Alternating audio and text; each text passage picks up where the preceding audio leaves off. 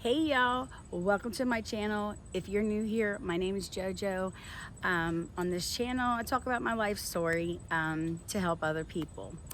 If you'd like to stick around and join the JOJOSFAMBAM, don't hesitate, hit that subscribe button. Make sure you hit that bell notification to be notified every time your girl uploads a new video.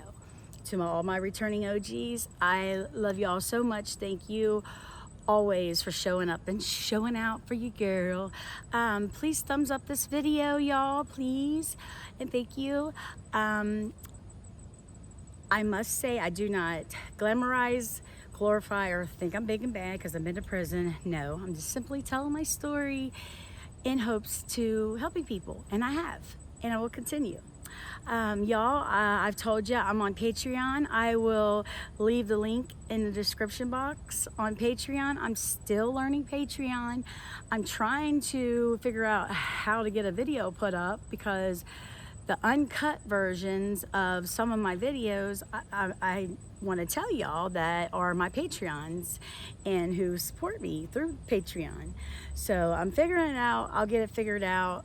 If you'd like to join, it's literally one tier, $3 a month.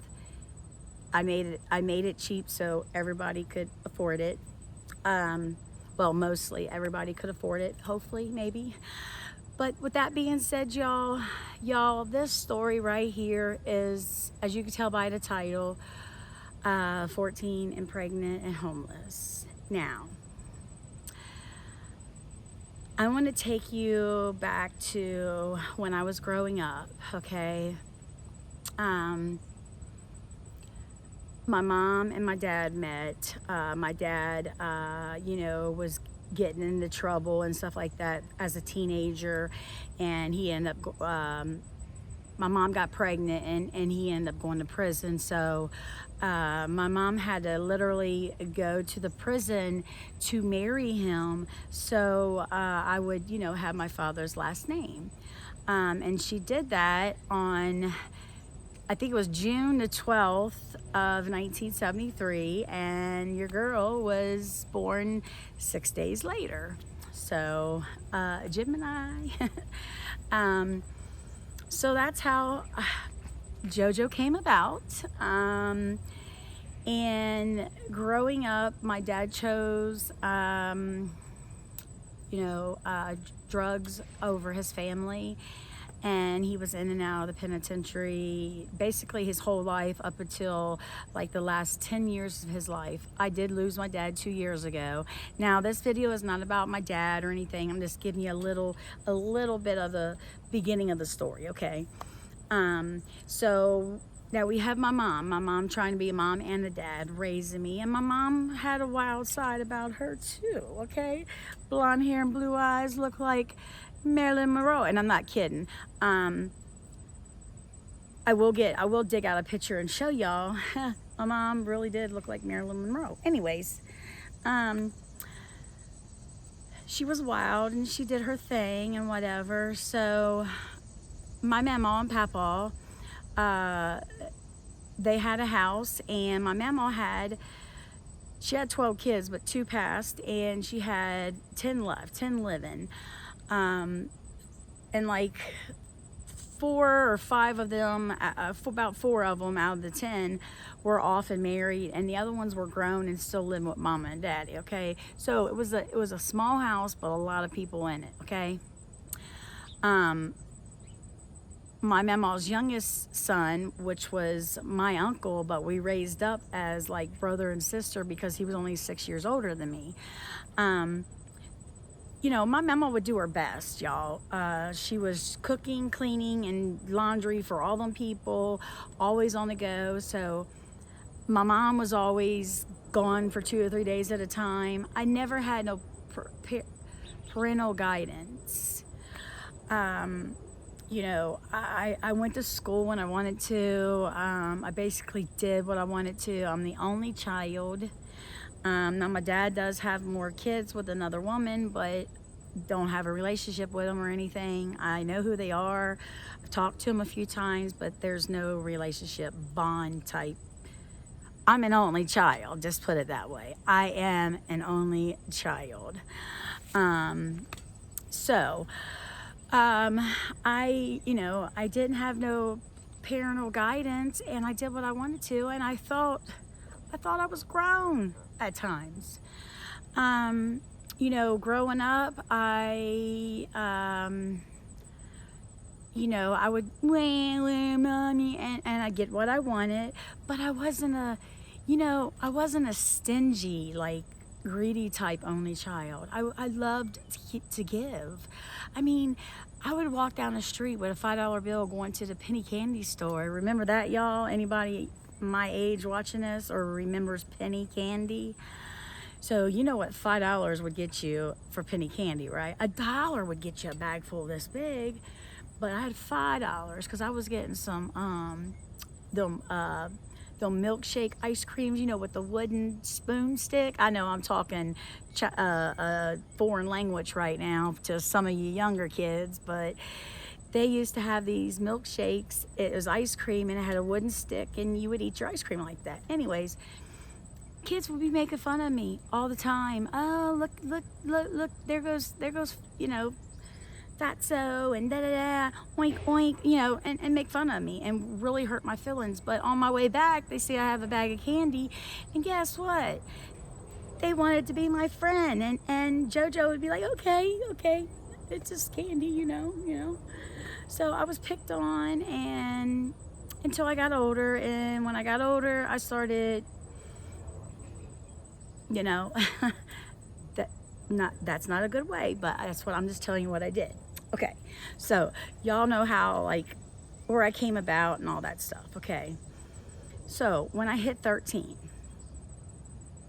my mama had just passed away. My mama was like, I had my mom as a mom. I love her to death. She was the best mom in the world. I had my mama was like a mom, and my Aunt JoJo, who I'm named after, like a mom. All three, they're in heaven with Jesus. Excuse me.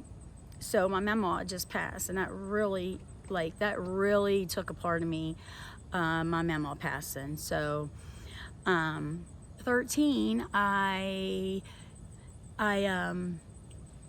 get with a boy and there goes that. Y'all know what I'm talking about. Okay, so that was the first time, and then I thought I thought I was doing the right thing, but I was a hot mess, y'all. Like, I didn't know if I was coming or going which way. I didn't know how to live life. I wasn't taught. Everything I know, I've learned through the school of hard knocks, literally. So here I am. I get with this boy a couple times, and I'm pregnant. As soon as I find out I'm pregnant, my mommy goes to prison for 4 years. Yes. Well, my papa dies. Well, hold on, back up. I'm pregnant. My papa dies in March of 89, or February 89. My son was born March of 89. So my papa dies. So my mom just went cuckoo. Like, God love her, she went off. So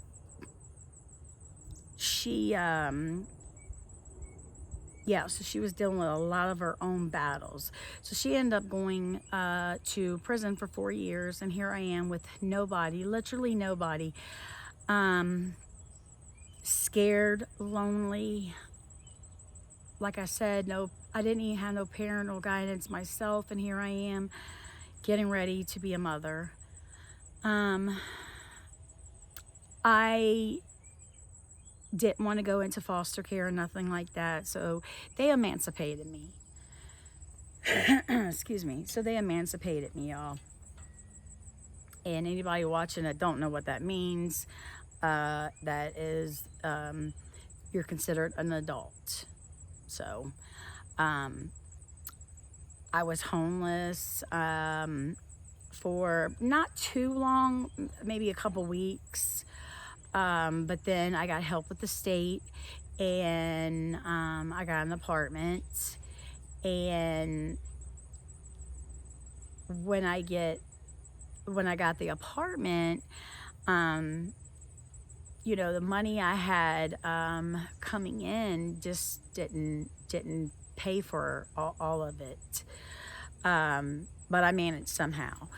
Anyways, so my son was born, and my son was 3 weeks overdue.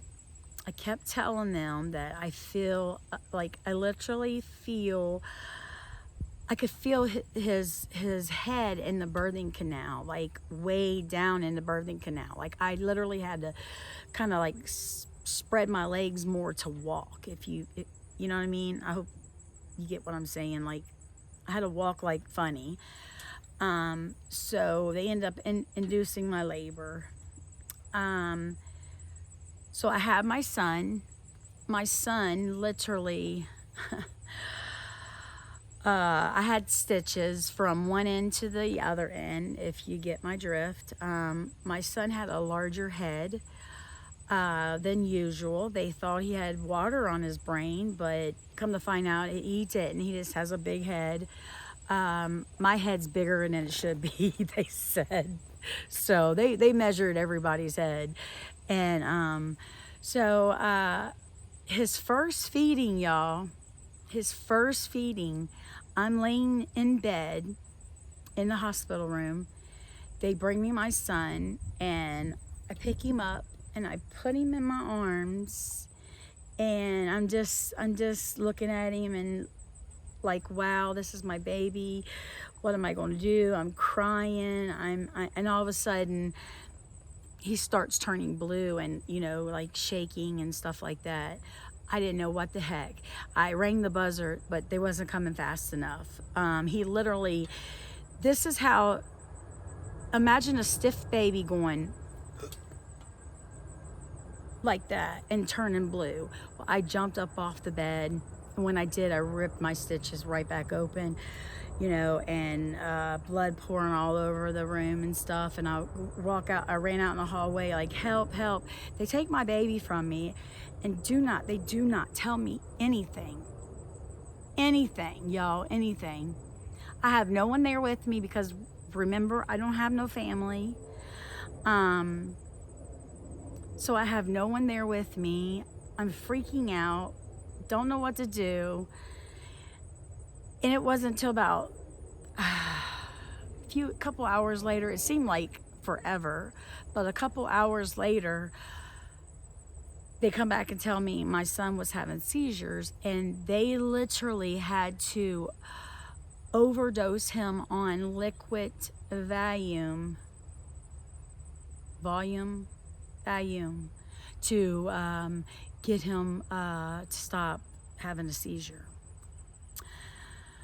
So they put him on medication, and they put him, we lived in Children's Hospital for 6 months. I ate there. I washed my clothes there. That's literally that was my address, like everything. For 6 months. I met some incredible people there, incredible people.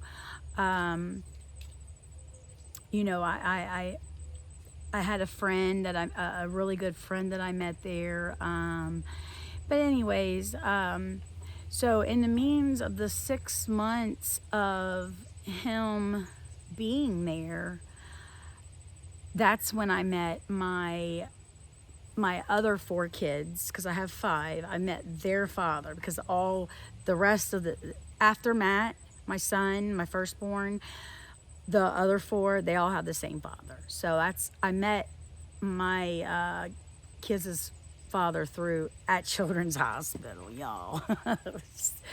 So, and this was when, you know, I know a lot of you might say, what are you doing meeting with guys when your kid's sick and blah, blah, blah. Well, they had his seizures under control. He was still having them, but they had them under control.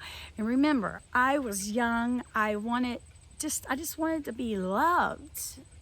I wanted to be loved. And that man showed me that at that time. At least I thought. I wanted to be loved. I wanted to feel loved. I was scared. I wanted somebody to show me, to guide me, to whatever. And he was 6 years older than me.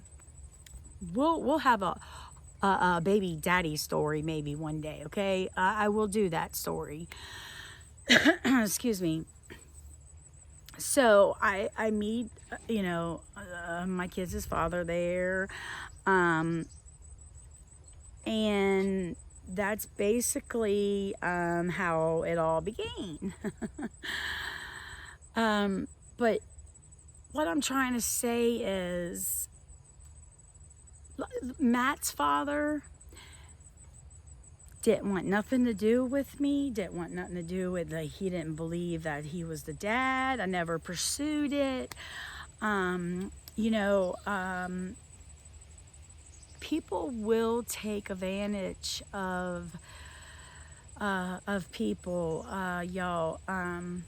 It's sad to say, but like, just because someone says they love you doesn't mean they love you and want the best for you. Like imagine being 14 and you don't know much yourself, and you got to figure all that out on your own. Like, I literally, y'all, I know I'm changing the subject, but I literally, y'all, had a judge one time tell me, he called me by my last name, and he said, you were doomed at birth. And I'm like, well, that's an insult, to myself. Like, what are you talking about? Well, I guess he was speaking about my mother and father. My father being an addict, being in and out of prison his whole life, and my mother going to jail a lot of times. Prison. She was at prison once, but getting in trouble. Being in the, they call it the crazy house. In and out all her life, because my mom suffered with paranoia, schizophrenia, all kinds of stuff, y'all. That's another story on its own, but I don't know if YouTube would demonetize it or not, but it really doesn't matter about that, because I want to tell y'all about my mother. And I mean, they did demonetize my I love you mommy video. Like, I don't get paid nothing for that. I don't get paid much for YouTube yet. Anyways, like, this month I'm not even going to receive. I know that's TMI, but I'm just telling you, it ain't all about money. Like, I just want to help people. Yes, I want to make some coins too, because it would be a blessing in my life. I can't work, and I dang on sure can't live off of $700 a month, you know what I mean? Anyways, what was I talking? See, I just completely forget what I was talking about. But this month, I'm not even getting a little $100 check from YouTube. They'll pay me, but they'll put it on next month. You gotta meet $100 threshold. Anyways, that's not the moral to my story. 14 and pregnant. If you're a teenager and you're watching this with your parents, please stay in school. Focus on you. There's always time to focus on a family. What I would suggest is, if you're dating, even an adult, I'm talking to anyone. If you're dating, get to know that person. Get to know them for a while. See, where I messed up all my life is I didn't know them that good at first, you know what I mean? And then as the days went by, years went by, the relationship, that's how I got to know about that person, you know what I'm saying? So get to know that person, be friends with that person first, because I'm telling you, you could end up, yeah. But when my son, back to my son, I know I'm going in and out, but this is just how your girl tells her stories. I love y'all. So my son had to have, I didn't know, like I said, I didn't know anything, but I do know this. I never left that hospital. I never left my son. Even meeting a guy I met right in the hospital, my kid's father, didn't go nowhere, didn't leave my son. Yes, I turned 15 after I had him. I was 15 years old, pregnant at 14, 15 when I had him.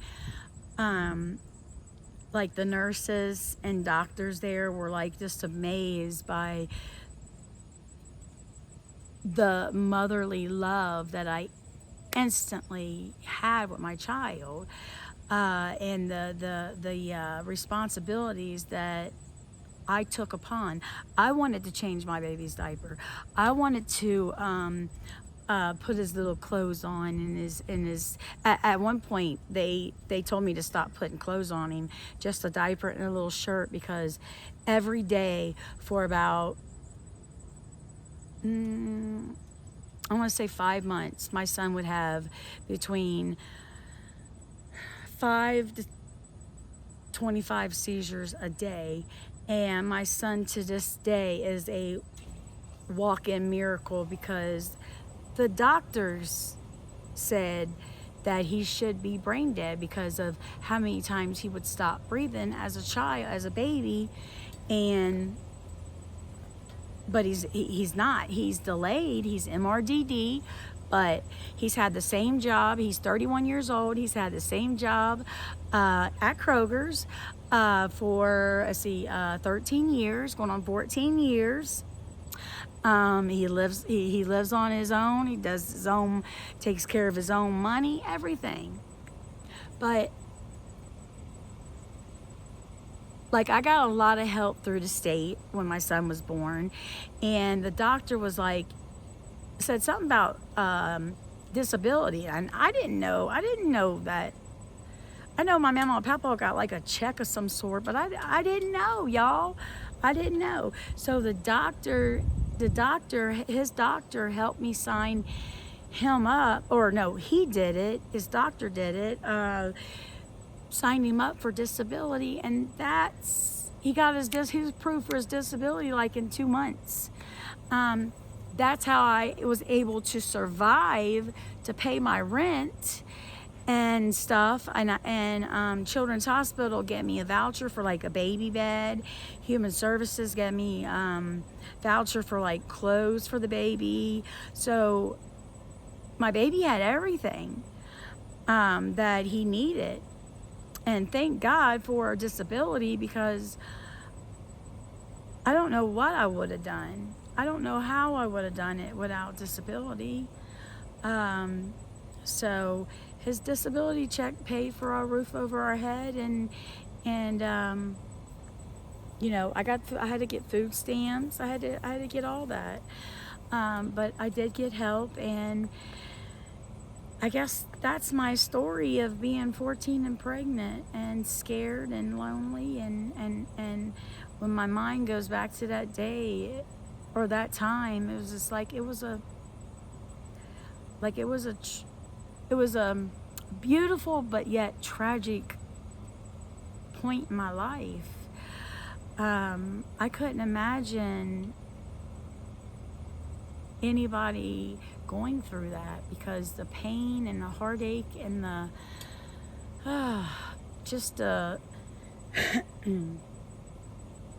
you know, just being a kid yourself and having a baby, but being a kid and having a sick baby, it's even double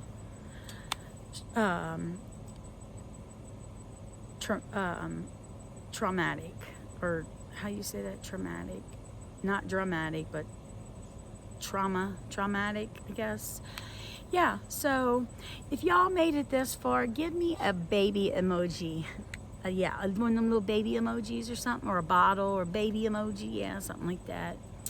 Y'all, I know I say this way too much, but I wasn't told this a lot when I was a kid, but I love y'all. I love y'all so much. And when I was a kid, I lost all my family, so y'all are like family to me. You all are my family.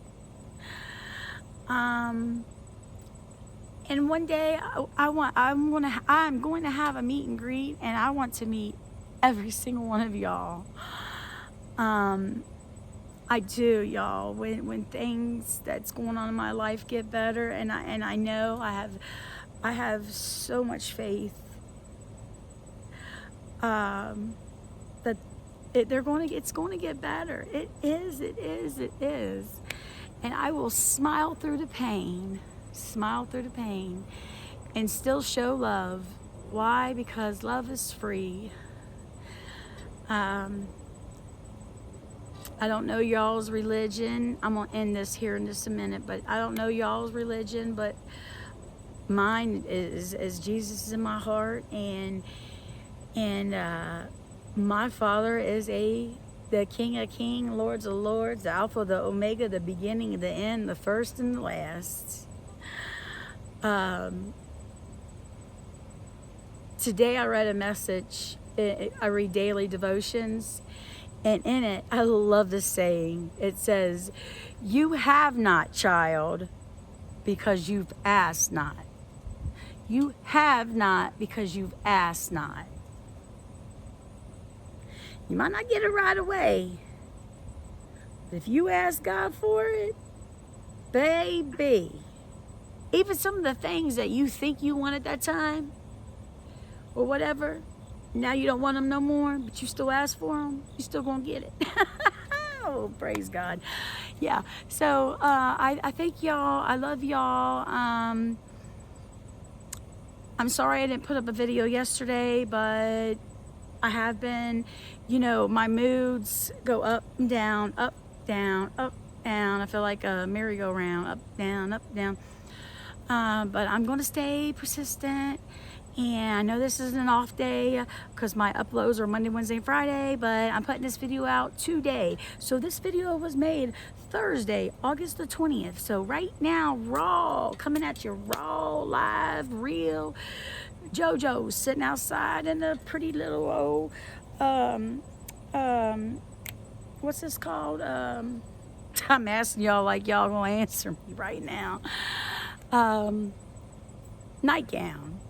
Yeah, so, JoJo keeps it real and raw. Always do, always have, always will. So, y'all, if you ain't subscribed yet, go ahead and hit that subscribe button. Join the JoJo's Fam Bam. And comment what you'd like to see next. I got a list of 50 videos, y'all. 50 videos. Well, 47. I just rounded off to 50. So 50 videos, 47 videos. So many videos to come. Remember, be kind to yourself. Thumbs up this video, because that's being kind to JoJo. Get me in the algorithm, alligator. I don't know what, what I'm talking about. And let's get these videos out there. Let's share it to the world. I wouldn't want nobody to go through being a child and having a child. Lord God, love them. But anyway, be kind to yourself. Be kind to others. If you're going out today and you go out, hold the door open for someone. Smile at someone. You never know. You might save their life. And giving smiles are free. Y'all, I love you so much. And until next time, bye.